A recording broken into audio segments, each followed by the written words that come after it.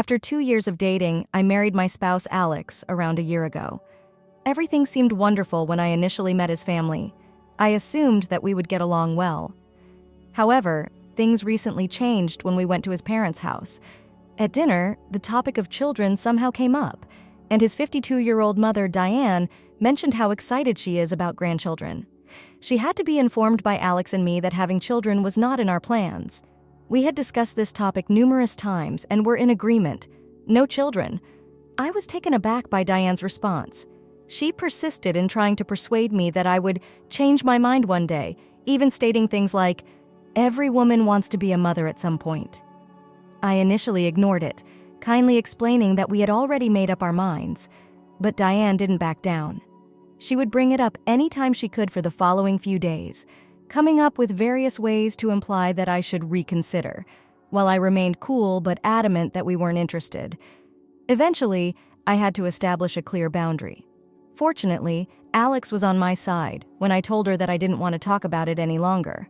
His mother would just have to accept it, he informed me. However, Diane's perspective on me changed when I made that distinction. The kind vibe I had initially had from her disappeared as she became icy, almost angry. Diane's 53-year-old husband, Tom, didn't seem to care. It was a relief that he avoided getting embroiled in the childish conversation and kept things cordial. I tried to discuss Diane's behavior with Alex, but he told me to ignore it and that she would change her mind eventually. It was our choice, not hers, after all. That helped a little, and we realized we would need to continue going to see them frequently because Tom wasn't feeling well. Even though Diane didn't exactly make it easy, I made an effort to be kind and friendly. A few days ago, we went to Diane and Tom's 25th wedding anniversary celebration. The event was planned by Dave, Alex's older brother, and a surgeon. The party was expensive, exquisitely decorated, and crowded with loved ones. Since my parents were also invited, I anticipated a fun evening. Even though I was aware that Diane was still ignoring me, I was resolved not to let it spoil the evening. I ignored her rudeness and concentrated on enjoying myself with Alex and my parents. When it came time to cut the cake, it was a gorgeous chocolate peanut butter cake, as I had anticipated. Everyone in the family knew that I have a potentially fatal peanut allergy, so even though it looked fantastic, I couldn't consume it. However, I didn't feel excluded. I've had this allergy throughout my life, and it wasn't a huge concern. Diane, however, focused on me the moment she noticed that I was sitting without a slice. She approached me with a piece of cake in her hand and said, "Not in the mood for dessert?" She persisted in insisting that I at least eat a tiny mouthful, so I gently declined, reminding her of my allergy. I strongly told her that I couldn't risk even a slight taste and declined once more. That seemed to only encourage her for some reason, and she persisted, saying things like, "Just one bite won't harm you." I knew she had heard me, but she was ignoring the allergy completely. Then, before I realized what was happening, she pushed the cake into my mouth. I immediately spit it out, attempting to remove any remnant of it from my mouth by grabbing tissues from Alex. I was spluttering and wiping my mouth as quickly as I could because it was frightening and awful. After a while, when I had calmed down enough to talk, I told Diane precisely what I thought. Alex began screaming at her, and I could see the disbelief on his face as well. I didn't hold back. I informed her that her behavior was nothing short of insane and that she was totally out of line. Who makes someone ingest something to which they are allergic? I understood why she had done it. She was attempting to manipulate me and exact revenge on me for not giving her grandchildren. Diane attempted to backtrack by claiming that she didn't realize my allergies were that severe. I made it plain that her opinion on my life decisions meant nothing, and that she was crazy if she believed this would scare me or make me change my mind. However, that was an obvious untruth. She was very aware of my allergies. She had even prepared meals for me in the past, being cautious not to include nuts. No one was convinced by her feeble excuse. I labeled her a liar and bluntly stated that I didn't believe her. What did she say? She accused me of lying, claiming that I had made up my allergy to get attention and that she didn't think I was genuinely allergic.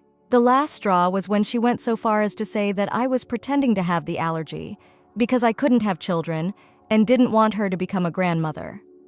I asked Alex how she enjoyed it after snatching a piece of cake from her plate and smashing it in her face. Then, without another look, I bounded out. I drove home in solitude, followed by Alex and my parents. Alex was as startled as I was, and I was too angry to talk. After we arrived home, he waited until I had calmed down before bringing up the incident. Later that night, he made coffee and we eventually sat down to discuss it. Even though I knew I wasn't at fault, I apologized for creating a scene. However, he reassured me that his mother was totally out of line and that I had nothing to apologize for. After we departed, he informed me what had happened. It seems that Diane had begun to cry, which made the entire family hostile against me. She pretended to be the victim and called me all kinds of derogatory names, and some family members bought into her account. To everyone's astonishment, however, Tom did defend us. He criticized Diane's actions, claiming that she had been a control freak for years and that this was the final straw that drove us away. In front of everyone at their anniversary party, they got into a heated dispute. The night was wasted, but Alex's brother finally broke them up. I felt an odd mixture of relief and regret when I heard it. Although I was glad that Tom had finally raised his voice, I felt sorry for Alex and his family because they had just witnessed their celebration go awry. For what reason had Diane's activities driven her own family to the brink? Just because she didn't agree with a personal choice we had made. Things became worse in the days after the anniversary celebration. Diane continued her victim performance after Alex and I left, spreading the rumor that I had disrespected her in front of everyone and wrecked her party. The only thing that kept me grounded was the support from Alex and Tom. Her family was quick to come to her rescue, with several relatives contacting Alex and begging him to reevaluate his allegiance to someone so disrespectful. Alex ignored the family's claims and stood by me wholeheartedly. What shocked me the most, though, was Tom's response. Rather of being silent, he expressed his support for us. He blatantly accused Diane of being responsible for all that transpired during the party. Naturally, she was unable to cope with it. We heard that Diane and Tom got into a severe dispute, to the point where Diane departed to stay with a friend. Rumors ran through the family, with some accusing me and others Tom, but the truth was that Diane had finally pushed things too far. The family turmoil continued even after Diane left. When Dave, Alex's older brother, called, he insisted that I apologize to their mother for destroying the anniversary. Dave said that I had turned the day into a celebration of my grudge by confronting Diane. It felt like a kick to the belly to hear him say that I had overreacted and should have simply left rather than making a scene. How could he hold me accountable for protecting myself? It wasn't taken lightly by Alex. If anyone deserved an apology, he informed Dave, it was Diane. If she hadn't attempted to force-feed me something that might eradicate me in an attempt to exert control, none of this would have occurred. Diane's small fan base persisted in supporting her and portraying me as the bad guy. But Alex was tired of hearing their viewpoints. Tom was the only one who hadn't spoken much, but we knew where he stood. He blocked the most of their numbers, refusing to listen to their frequent reports on Diane's struggle. When we went to see him a few days later to see how he was doing, it was obvious that he wasn't bothered by Diane's absence. Actually, he appeared more at ease than I had ever seen him. Tom told us as we sat in his living room that he had tolerated Diane's domineering conduct for years. He told us things about his marriage that we didn't know, like how he had given up possibilities and goals because she had tricked him into thinking that her path was the only one.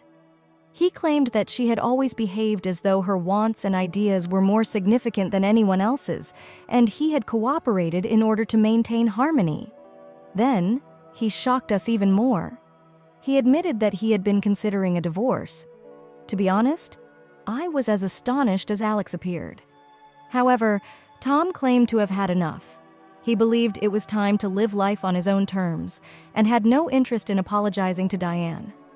He seemed truly at peace for the first time in years, and the idea of beginning over seemed to lift his spirits. Alex was silent on the trip home, and upon our return, he told me how odd it was to hear his father speak in such a manner. A part of him felt bad, as if our argument had somehow caused his parents' marriage to collapse. I informed him that this wasn't our fault, as I had a gut feeling. Tom was tired of letting Diane walk all over him since her behavior had finally caught up with her. A few days after our visit, Diane contacted Alex and demanded to know why he had seen Tom but hadn't gotten in touch with her. It seems that one of her neighbors reported to her that we were at Tom's house. Alex informed her that he believed his dad required more assistance than she did because she had ruined the celebration. Offended, she attempted to fabricate a story about me turning Alex against her. Alex didn't believe her when she said that I was the cause of their developing distance from one another. He informed her that he was pulling away because of her behavior, not mine, and that he made his own decisions.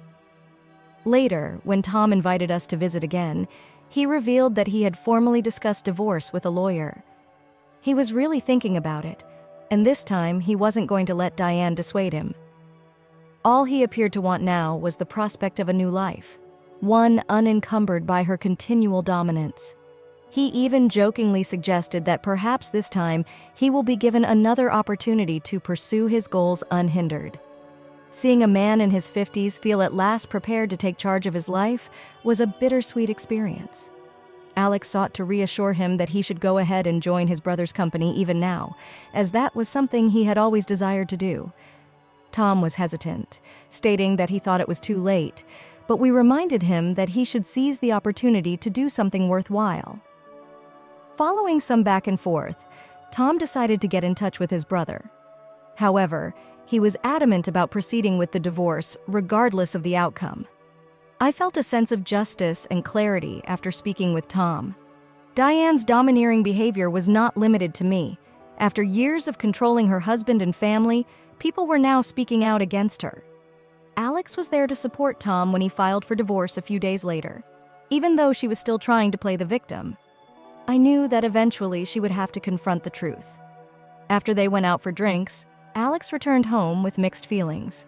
He was pleased of his father for finally advocating for himself, but he also found it odd that his parents' marriage had devolved to this extent. Tom had been a calm, consistent figure in Alex's life for a long time, and he never thought he would be the one to end things. We hadn't heard from Diane in the interim, so we believed she was living with her friend and avoiding Tom completely. However, I reminded him that occasionally people reach a breaking point, especially after years of being dominated. She was then formally served with the divorce papers a few days after they were filed. She had a tantrum as we had anticipated. However, she somehow managed to place the responsibility on me rather than Tom. She made a theatrical statement on the internet, saying that I had manipulated her husband into divorcing her, turned everyone against her, and that I would now likely enjoy her suffering. It was strange. It was painfully obvious from reading her words that Diane thought I was a rival. More unhappy than anything, she characterized me as a villain who was planning to ruin her life. She was creating a dream in which I was the reason for every issue she had ever encountered, rather than taking stock of her own behavior. It was disturbing and somehow pitiful. Diane's family members quickly joined in, sending me a ton of irate messages. They referred to me by every name in the book, as though I were a skilled manipulator. To be honest, I laughed at it. They were giving me far too much credit, acting as if Tom hadn't made the choice himself, and believing that I could somehow influence his behavior. He wouldn't have left Diane if he hadn't wanted to, regardless of my attempts to persuade him. They had already chosen their side, so there was no use in trying to reason with them. Tom felt ashamed of the entire situation and apologized to me even though he had nothing to apologize for. He felt awful that I was being pulled into their problem, even though he knew Diane's claims were baseless. I assured him that her or her family's opinions didn't matter to me. I didn't care about their thoughts, and the only ones I cared about had my back. After a week, Tom appeared more intent than ever on finalizing the divorce. He was done, and had no interest in any talks or reconciliations. For the first time, he appeared truly happy, as if he were finally breathing freely. We spent more time with him than ever before, helping him in any way we could. One evening, Diane was able to contact Alex once more. She demanded to know why he wasn't standing by her side this time, feeling both desperate and enraged. She insisted that a good son would support his mother and accused him of being disloyal. She persisted in attempting to turn him against me by accusing me of being the cause of their family's disintegration. Alex informed her that nothing I said or did would alter his emotions for her because he had already made up his mind. Diane was unconvinced and accused me of poisoning him against her. Alex blocked her number once more after the call ended, and we both agreed to disregard any more attempts to get in touch. It was useless to try to argue with Diane because her charges were getting more and more ridiculous. No amount of explanation could erase the fact that she was the victim in her reality. Eventually, we learned that Diane had moved back into the family house, and she soon attempted another spectacular comeback. She arrived at Tom's house and insisted on being allowed inside. However, Tom was prepared this time. He refused to let her return. Diane threw everything at him, including tears, fury, and pleading, but he made it clear that she needed to respect his decision and that he would not put up with any more attempts to control him. Tom seemed cool, even aloof, as she babbled on about how I had betrayed him and how she couldn't believe he had fallen for my tricks. After that conversation, Diane left in tears, and Tom appeared more at ease than ever. He informed her that if she truly believed their marriage could be so easily destroyed by someone else, then perhaps it wasn't as strong as she'd initially believed. There was no turning back now that he had finally resisted her manipulations. Alex had a strange sense of closure when he saw him like that. He informed me that although he found it difficult to see his parents' marriage dissolve, he was glad his father was at last taking care of himself. Tom had been living in Diane's shadow for a long time, but suddenly he was living his own life. Diane, on the other hand, withdrew into her family's support system, and her relatives' criticism persisted. To us, though, it was simply noise by now. No amount of rumors or shifting of blame could alter the facts. We had witnessed the truth of her behavior. A few days after her spectacular return to the family home, Diane received the final divorce papers. As expected, she didn't take it well. Rather than confront Tom directly, she decided to publicly vent her frustrations by claiming in yet another online post that I was to blame for tearing her family apart, brainwashing Tom and Alex, and destroying her marriage. Her accusations were now almost comical. She actually gave the impression that she thought I had some sort of influence over the people in her life, and that I had planned her complete demise. She was obviously out of touch with reality, choosing to portray herself as the defenseless victim rather than owning up to the reality of her actions. However, watching her delve deeper into this story only made Alex and I decide that it was best to keep our distance from her. Following Diane's post, some family members contacted Tom, asking him to rethink and not throw away 25 years of marriage over what they saw as a family misunderstanding. Tom listened to them courteously, but he had already made up his mind. He informed them that although he valued his family, he placed an even higher value on his own tranquility and dignity. He wasn't prepared to give up any more of himself for Diane after years of doing everything in his power to keep her happy. That was the end of it for him. We could see how composed and certain Tom was of his choice when he confided in us about these calls. His voice was devoid of any hint of uncertainty. He informed us that he felt as though he had been born again, unburdened by the burden he had carried for years. Even though it had taken so much upheaval, it was a relief to see him finally living for himself, and his confidence put Alex and I at ease. In the days after Diane's last tantrum, we noticed a change. Her family members, who had been so quick to support her, began to quiet down. They might have understood that there were two sides to the story, or eventually become weary of the theater. In any case, they ceased to communicate with us, and the steady flow of charges decreased to a trickle. Diane appeared to lose some of her momentum without her network of supporters being by her side all the time. Then, suddenly, Diane made one final attempt. She blamed me for ruining her life and taking away everything she cared about in a lengthy message to Alex. But this time, her comments seemed hollow, almost desperate.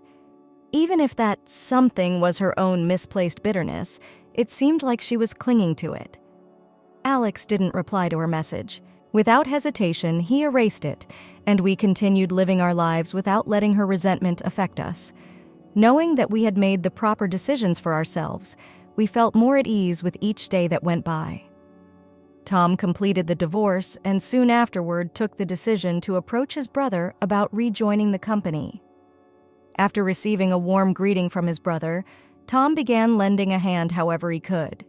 He told us he felt rejuvenated and thrilled to be doing something for himself, something he had always dreamed of, even though it was just a few years before retirement. This event made Alex and I closer than ever. Seeing his father's path was a potent reminder of the value of self-respect and boundaries. Both of us were determined to live our lives independently of other people's expectations and demands. As for Diane, we learned from rumors that she was still playing the victim and telling anybody who would listen how I had stolen her family from her. But over time, her words became less and less significant. She was soon reduced to just another resentful voice in the background by those who knew us and had personally observed her behavior. Tom stayed close to us and we frequently saw him. We could tell he had made the right decision by the calmness in his manner and the lightness in his eyes. And we proceeded, concentrating on the future we were creating together, as the weeks stretched into months. In the end, Diane had only herself to blame for the way things had turned out, and the storm that had rocked our lives had finally passed, leaving behind a renewed sense of tranquility.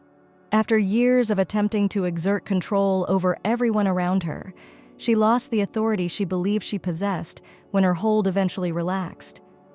Life continued on for the rest of us. It was more than enough that we had each other.